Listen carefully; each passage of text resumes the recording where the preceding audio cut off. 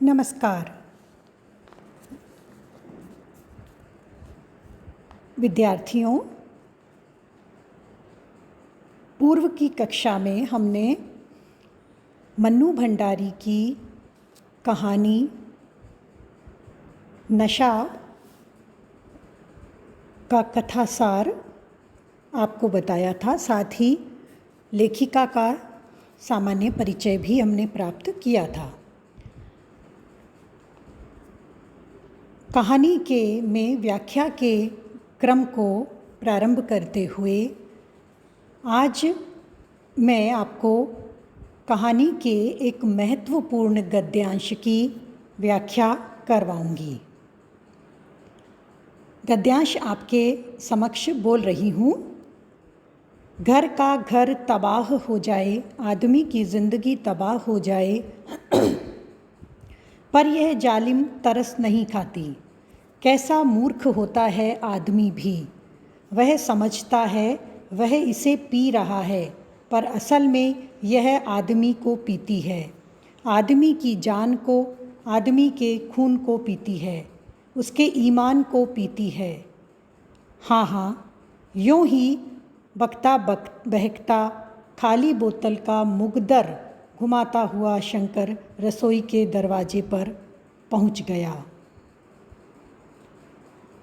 यह गद्यांश कहानी के प्रारंभ के प्रथम गद्यांश के रूप में ही है। इसमें शराब के नशे का आदी हुआ शंकर, जो पुरुष पात्र है, जो आनंदी का पति है, वो आत्मा लाप कर रहा है। उसे पीने को शराब के लिए पैसे नहीं मिल रहे हैं, किंतु उसका देह है और मन शराब पीने के लिए मचल रहा है। और खाली बोतल को हिला हिलाकर वो घर में चारों ओर शोर मचा रहा है, चिल्ला रहा है। और उसका उद्देश्य ये है कि रसोई घर में काम करती हुई उसकी पत्नी आनंदी उसकी इस ज़रूरत को जान ले और उसे शराब पीने के लिए कुछ पैसे दे दे। ये भावना उसमें है, किंतु इस गद्यांश में हम देख रहे हैं कि वह जो बातें बोल रहा है वो उसके अंदर की मानवता, उसके अंदर की आदमियत की पीड़ा है। किंतु शरीर मन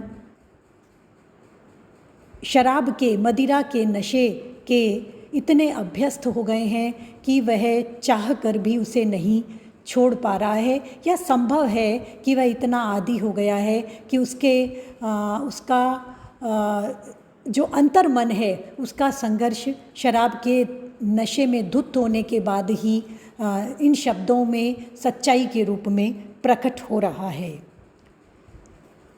घर का घर तबाह हो जाए, आदमी की ज़िंदगी तबाह हो जाए, पर यह जालिम तरस नहीं खाती।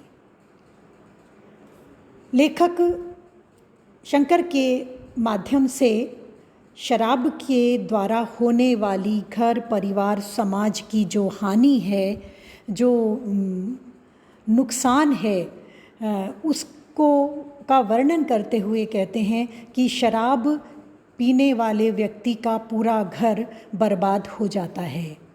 उसकी स्वयं की ज़िंदगी भी नष्ट के हुई जाती है, पर यह जालिम किंतु शराब तरस नहीं खाती। अब शराब का यहाँ मानवीकरण कर दिया गया है। मदिरा स्वयं में कोई कार्य नहीं करती, किंतु यहाँ मानवीकरण करके कहा गया है कि इसका मदिरापान का जो व्यक्ति अभ्यस्त हो जाता है, यह नशा धीरे धीरे उसे किस प्रकार पीने लगता है। पहले मनुष्य नशा करता है, फिर नशा मनुष्य को नष्ट करने लगता है, पर असल में यह आदमी को पीती है। मनुष्य की मूर्खता की ओर संकेत करते हुए उसकी नादानी को इंगित करते हुए, रेखांकित करते हुए लेखक कहते हैं, आदमी मनुष्य कितना मूर्ख होता है। उसकी समझ के अनुसार उसे लगता है कि वह शराब को पी रहा है और उसे सुख मिल रहा है, किंतु असल बात यह है, किंतु भीतरी सत्य जो दुष्परिणाम के रूप में सामने आते हैं, वो सत्य ये है कि यह आदमी को पीती है।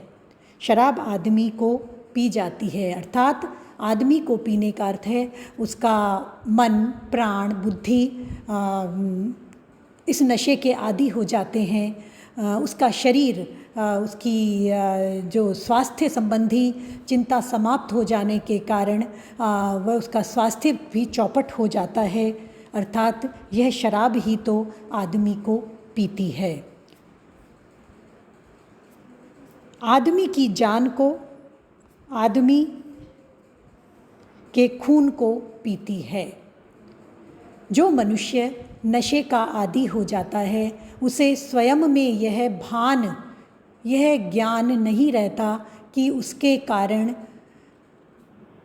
उसके स्वयं का नुकसान तो हो ही रहा है, साथ में उसके साथ रहने वाले माता पिता, परिवारजन, पत्नी, बच्चे इत्यादि को वह कितनी तकलीफ़ में डाले रखता है।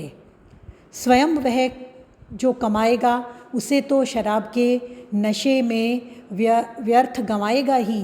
अगर वह स्वयं कमाने की स्थिति में नहीं होता तो उसके घर वाले, पत्नी, बच्चे या अन्य सदस्य कुछ आमदनी करते हैं मेहनत करके घर चलाने के लिए, तो वह उनसे भी उस धन को छीन कर शराब पीने में जाया करना, व्यर्थ गंवाना को आतुर रहता है, क्योंकि उसे यह ज्ञान नहीं होता कि मैं स्वयं तो अपनी जिम्मेदारी से भागा हुआ हूँ ही, दूसरे व्यक्ति जो आजीविका के रूप में अन्य प्रकार से मेहनत करके इस घर को चलाना चाहते हैं, उसका भी वह उनके कमाए हुए धन पर भी उसकी नशा करने के लिए नज़र रहती है।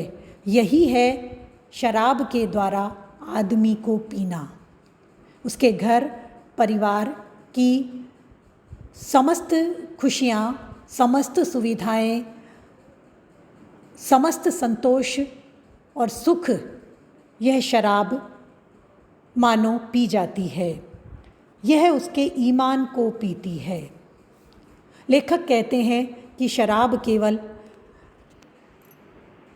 घर की और ही नुकसान नहीं करती जो बताए गए हैं, बल्कि ईमान को भी पी जाती है। यह ईमान क्या है? यहाँ शंकर जो घर का मुखिया है, उसे अपनी पत्नी आनंदी और बेटे किशनु के लालन पालन के लिए कर्तव्य पालन करते हुए किसी भी प्रकार से धन कमाने का कार्य करना चाहिए, किंतु उसका ईमान नष्ट हो गया है। ईमान नष्ट होने का मार्मिक अर्थ ये है कि स्वयं न कमा करके एक गलती तो उसके द्वारा हो ही रही है, जिसका कारण है उसका शराब के नशे का आदी होना, और दूसरी अपराध वह यह करता है कि पत्नी के द्वारा जिस किसी भी प्रकार से छोटे मोटे कार्य करके जो घर चलाने का उपक्रम क्रिया किया जा रहा है, उसके धन पर भी उसकी नज़र रहती है। तो यह ईमान डोलने जैसी स्थिति है। यह शराब वस्तुतः ईमान को भी पी जाती है कि कर्तव्य विमूढ़ कर देती है, मनुष्य को के विवेक को हर लेती है। उसे यह ज्ञान नहीं, बोध नहीं रहता कि उसे क्या करना चाहिए और क्या नहीं करना है। यूँ ही बकता बहकता खाली बोतल का मुखधर घुमाता हुआ शंकर रसोई के दरवाजे पर पहुंच गया।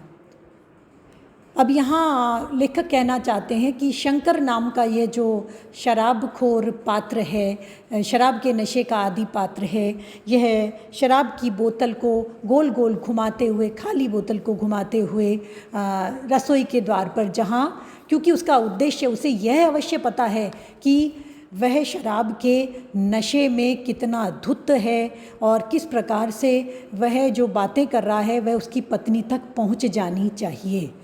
जैसे मानो उसका ईमान, डोला हुआ ईमान, जो बिगड़ा हुआ ईमान है वो है वह अपने भीतर की शराब के द्वारा होने वाली नुकसान की स्थिति को ईमानदारी से पत्नी तक पहुंचाकर अपने उस बोध का ज्ञान करा देना चाहता है कि मुझे पता तो है कि शराब मुझे पी रही है, किंतु मैं इस नशे का अब इतना अभ्यस्त हो गया हूँ कि यह मैं नहीं छोड़ पाता। इसमें दो बातें हमारे सामने आती हैं, एक तो उसका शराब का आदी हो जाना, दूसरा अहंकार कि किसी भी प्रकार से उसका अहंकार शराब के नशे को छोड़ना नहीं चाहता, क्योंकि उसे उसके अहंकार को शराब में सुख का बोध होता है।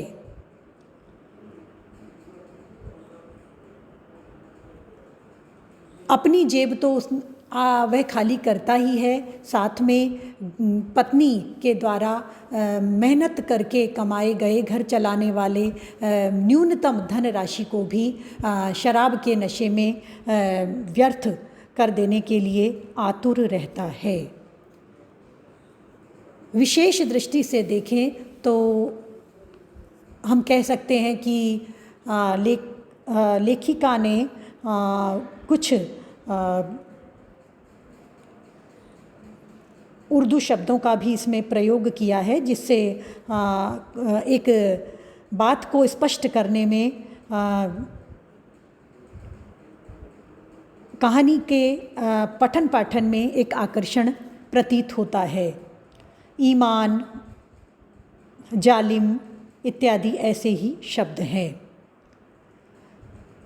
गद्यांश की में जिस भावना को व्यक्त किया गया है उसमें सामाजिक चेतना तो है ही, किंतु ईमान को पीती है, खून को पीती है इत्यादि छोटे छोटे वाक्यांशों के माध्यम से शराब से समाज में, परिवार में होने वाले नुकसान की ओर ही भी संकेत किया गया है। धन्यवाद।